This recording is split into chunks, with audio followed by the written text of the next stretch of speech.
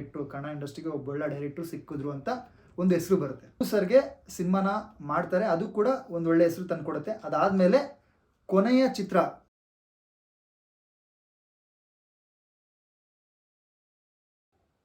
Hi ಎಲ್ರಿಗೂ ನಮಸ್ಕಾರ ಸ್ನೇಹಿತರೆ, ನಾನು ಸೂರ್ಯ ಮಾತಾಡ್ತಾ ಇದ್ದೀನಿ. ನನ್ನ ವಿಲೋಚನಾ ಎಂಟರ್ಟೈನ್ಮೆಂಟ್ ಯೂಟ್ಯೂಬ್ ಚಾನಲ್ಗೆ ಎಲ್ರಿಗೂ ವೆಲ್ಕಮ್. ನಾನು ಮಾಡೋ ಕಂಟೆಂಟ್ ನಿಮ್ಗೆ ಇಷ್ಟ ಆದರೆ ಲೈಕ್ ಮಾಡಿ, ಶೇರ್ ಮಾಡಿ, ಹಾಗೆ ನಿಮ್ಮ ಅನಿಸಿಕೆ ಅಭಿಪ್ರಾಯನ ಕಮೆಂಟ್ ಮುಖಾಂತರ ತಿಳಿಸಿ ಸ್ನೇಹಿತರೆ. ಹಾಗೆ ನನ್ನ ವಿಲೋಚನಾ ಎಂಟರ್ಟೈನ್ಮೆಂಟ್ ಯೂಟ್ಯೂಬ್ ಚಾನಲ್ನ ಯಾರ ಸಬ್ಸ್ಕ್ರೈಬ್ ಆಗಿಲ್ಲ ಆದಷ್ಟು ಬೇಗ ಸಬ್ಸ್ಕ್ರೈಬ್ ಮಾಡ್ಕೊಳ್ಳಿ. ನಿಮ್ಮ ಪ್ರೀತಿ, ವಿಶ್ವಾಸ, ಹಾರೈಕೆ ಸದಾಕಾಲ ನನ್ನ ಮೇಲೂ ಹಾಗೂ ನನ್ನ ವಿಲೋಚನಾ ಎಂಟರ್ಟೈನ್ಮೆಂಟ್ ಯೂಟ್ಯೂಬ್ ಚಾನಲ್ ಮೇಲೆ ಇರಲಿ ಅಂತ ಕೇಳ್ಕೊಳ್ತಾ ಇದ್ದೀನಿ.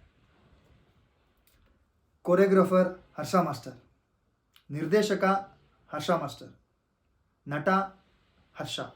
ಹೌದು, ಇವತ್ತು ನಾನು ಮಾತಾಡೋಕ್ಕೆ ಬಂದಿರೋದು ನಿರ್ದೇಶಕ, ಕೊರಿಯೋಗ್ರಾಫರ್, ನಟ ಹರ್ಷ ಅವರ ಬಗ್ಗೆ. 2004 ರಂಗ SLC ಮುಖಾಂತರ ಕೊರಿಯೋಗ್ರಾಫರ್ ಆಗಿ ಕಾಣಿಸ್ಕೊಳ್ತಾರೆ. ಹಾಗೆ ಇದಕ್ಕೆ ಅವಕಾಶ ಕೊಟ್ಟಿದ್ದಂತಹ ಸುದೀಪ್ ಸರ್ಗೆ ಯಾವಾಗಲೂ ಅವರು ಚಿರಋಣಿ ಅಂತಲೂ ಕೂಡ ಹೇಳ್ತಾರೆ ಹರ್ಷ ಮಾಸ್ಟರ್. ಯಾಕೆ ಅಂತ ಹೇಳಿದ್ರೆ ಅವ್ರನ್ನ ಕೊರಿಯೋಗ್ರಾಫರ್ ಆಗಿ ಮಾಡಿದ್ದೆ ಸುದೀಪ್ ಸರ್ ಅಂತ ಹೇಳ್ಬೋದು. ಹಾಗೆ 2005 Kashi from village Sudeep sir hero ಆಗಿ ಆ್ಯಕ್ಟ್ ಮಾಡಿದರು. ಹಾಗೆ ಅದೇ ಸಿನಿಮಾದಲ್ಲಿ ತಮ್ಮನಾಗಿ ಕಾಣಿಸ್ಕೊಳ್ತಾರೆ. ಸಿನಿಮಾದಲ್ಲಿ ಸುದೀಪ್ ಸರ್ ತಮ್ಮನಾಗಿ ಆ್ಯಕ್ಟ್ ಮಾಡ್ತಾರೆ. ಹಾಗೆ 2007 ಇದೇನಪ್ಪ ಕೊರಿಯೋಗ್ರಾಫರ್ ಆಗಿ ಮಾಡ್ತಾ ಇದ್ದೀನಿ, ಆ್ಯಕ್ಟು ಕೂಡ ಮಾಡ್ತಾ ಇದ್ದೀನಿ, ನಿರ್ದೇಶನಕ್ಕೂ ಕೈ ಹಾಕಬೇಕು ಅಂತ ಅವ್ರಿಗೆ ಒಂದು ಥಾಟ್ ಬರುತ್ತೆ. ಹಾಗಾಗಿ 2007 ಬಿರುಗಾಳಿ ಎಂಬ ಸಿನಿಮಾನ ನಿರ್ದೇಶನ ಮಾಡ್ತಾರೆ ನಾಯಕ ಚೇತನ್ ಅವರು. ಆ ಸಿನಿಮಾನೂ ಕೂಡ ಸೂಪರ್ ಹಿಟ್ ಆಗುತ್ತೆ. ಡೈರೆಕ್ಟ್ರು, ಕನ್ನಡ ಇಂಡಸ್ಟ್ರಿಗೆ ಒಬ್ಬ ಒಳ್ಳೆ ಡೈರೆಕ್ಟ್ರು ಸಿಕ್ಕಿದ್ರು ಅಂತ ಒಂದು ಹೆಸರು ಬರುತ್ತೆ. ಆ ಹಾದಿಯಲ್ಲೇ ಗೆಳೆಯ ಅನ್ನೋ ಸಿನಿಮಾನ ನಿರ್ದೇಶನ ಮಾಡ್ತಾರೆ.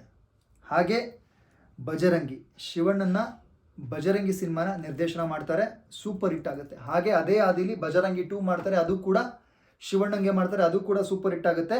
ಆಮೇಲೆ ಮತ್ತೆ ಶಿವಣ್ಣಂಗೆನೆ ವಜ್ರಕಾಯ ಅನ್ನೋ ಸಿನಿಮಾ ಮಾಡ್ತಾರೆ, ಅದು ಕೂಡ ಒಳ್ಳೆ ಸಿನಿಮಾ ಅಂತ ಪ್ರಶಂಸೆಗೆ ಒಳಗಾಗುತ್ತೆ. ಹಾಗೆ ಶರಣ್ ಅವ್ರಿಗೆ ಜೈ ಮಾರುತಿ 800 ಸಿನಿಮಾನ ನಿರ್ದೇಶನ ಮಾಡ್ತಾರೆ.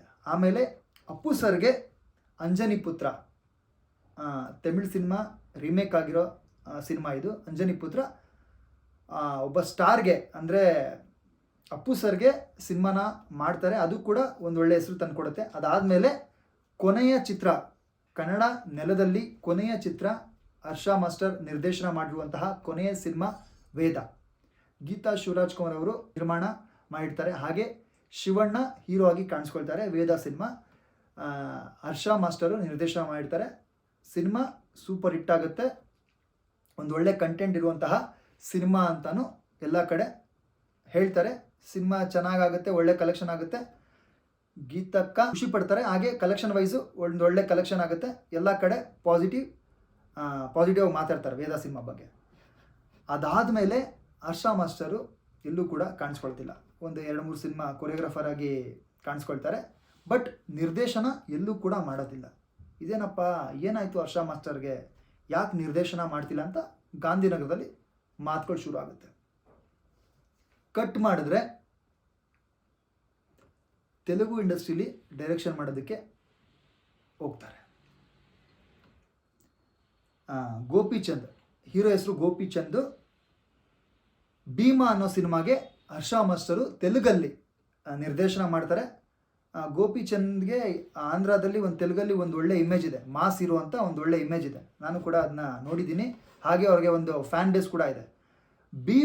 ಭೀಮಾ ಅನ್ನೋ ಸಿನಿಮಾನ ನಿರ್ದೇಶನ ಮಾಡ್ತಾರೆ.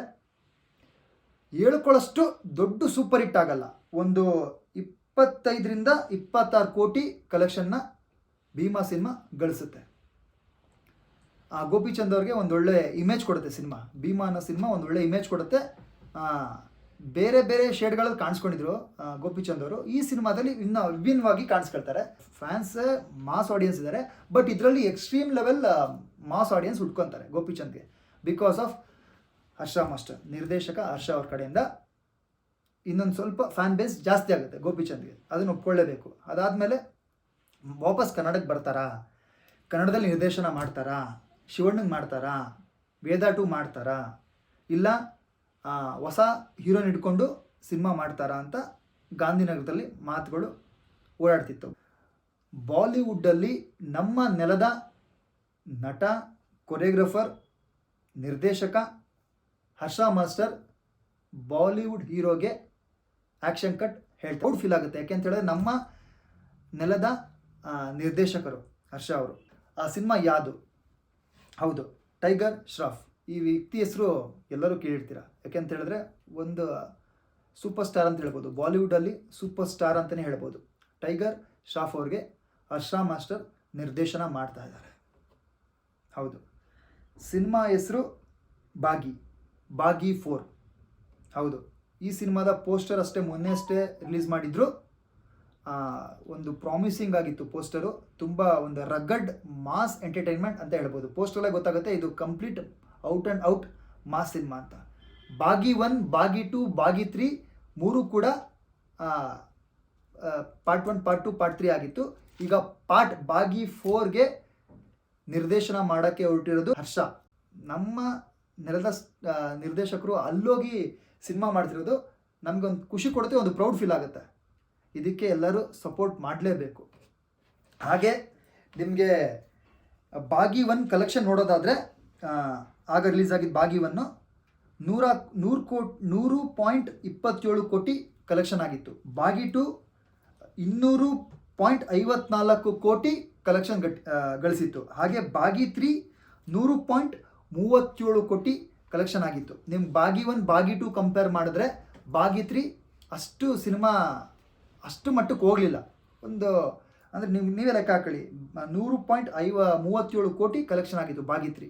ಈಗ ಬಾಗಿ 4 ನಿರ್ದೇಶನ ಮಾಡಿರೋದು ನಮ್ಮ ಪ್ರೀತಿಯ ಕೊರಿಯೋಗ್ರಫರ್, ನಿರ್ದೇಶಕ, ನಟ ಹರ್ಷ ಮಾಸ್ಟರ್. ಅವ್ರಿಗೆ ಆಲ್ ದಿ ಬೆಸ್ಟ್ ಹೇಳ್ತಾ, ಹಾಗೆ ಇದ್ರ ಬಗ್ಗೆ ನಿಮ್ಗೇನಾದರೂ ಅನಿಸಿದ್ರೆ ಕಮೆಂಟ್ ಮುಖಾಂತರ ತಿಳಿಸಿ ಸ್ನೇಹಿತರೆ. ಹಾಗೆ ನನ್ನ ವಿಲೋಚನಾ ಎಂಟರ್ಟೈನ್ಮೆಂಟ್ ಯೂಟ್ಯೂಬ್ ಚಾನಲ್ನ ಯಾರು ಸಬ್ಸ್ಕ್ರೈಬ್ ಆಗಿಲ್ಲ ಆದಷ್ಟು ಬೇಗ ಸಬ್ಸ್ಕ್ರೈಬ್ ಮಾಡ್ಕೊಳ್ಳಿ. ನಿಮ್ಮ ಪ್ರೀತಿ, ವಿಶ್ವಾಸ, ಹಾರೈಕೆ ಸದಾಕಾಲ ನನ್ನ ಮೇಲೂ ಹಾಗೂ ನನ್ನ ವಿಲೋಚನಾ ಎಂಟರ್ಟೈನ್ಮೆಂಟ್ ಯೂಟ್ಯೂಬ್ ಚಾನಲ್ ಮೇಲೆ ಇರಲಿ ಅಂತ ಕೇಳ್ಕೊಳ್ತಾ ಇದ್ದೀನಿ. ಥ್ಯಾಂಕ್ ಯು ಸ್ನೇಹಿತರೆ. ಬಾಯ್.